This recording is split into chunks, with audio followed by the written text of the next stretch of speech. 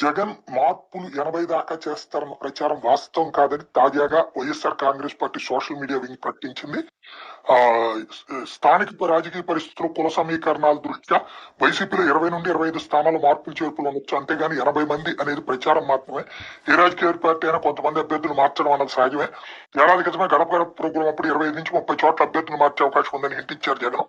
పవన్ కూడా పోయినసారి పోటీ చేసిన వాళ్ళకి టికెట్లు ఇస్తారా, టీడీపీ అభ్యర్థులు మార్చట్లేదా? ఉదాహరణకు 2019 ఎన్నికల్లో విశాఖ జిల్లా పాయకరావుపేటలో ఉన్న వంగలపూడి ఎన్నిక గోదావరి జిల్లాలో ఒక ఊరికి మార్చారు. అట్లాగే మంత్రి జవహర్ కూడా నియోజకవర్గం మార్చారు. కోడెల నరసరావుపేట నుండి సత్తెనపల్లికి మార్చారు. టీడీపీ మాజీ మంత్రి గంటా శ్రీనివాసరావు ఇప్పటికి 4 నియోజకవర్గాలు మారారు. ఇలా చాలా చోట్ల మార్చారు. వైసీపీ నుండి తీసుకున్న 23 మందిలో చాలా మందికి బాగా టికెట్లు ఇవ్వలేదు. 2019 ఎన్నికల్లో టీడీపీ తరఫున పోటీ చేసిన 175 మందిలో కనీసం ఈసారి 50 మందికి టికెట్లు ఇవ్వరని టాక్, ఇవ్వడానికి టాక్ చంద్రబాబు నాయుడు.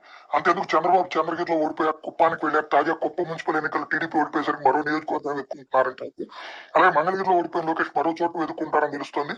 పోయినసారి గుజరాత్ ఎన్నికలు 70 మంది ఎమ్మెల్యేలు మార్చి బీజేపీ గెలిచింది. కేసీఆర్ కూడా 12 మందిని మారిస్తే 9 మంది గెలిచారు. మరో 30 మందిని మారిస్తే కేసీఆర్ సీఎం అయ్యేవాడని టాక్. కాబట్టి తెలంగాణలో కాంగ్రెస్ కూడా 2018లో పోటీ చేసే వాళ్ళు చాలా మందికి 2023లో సీట్లు ఇవ్వకుండా కొత్త వాళ్ళకి ఇచ్చింది. కాబట్టి ఏ పార్టీ లేదు, ఏపీ లక్ష్యంగా మార్పులు చేస్తాయి కాబట్టి మేము కూడా చేస్తామని చెప్తున్నాడు.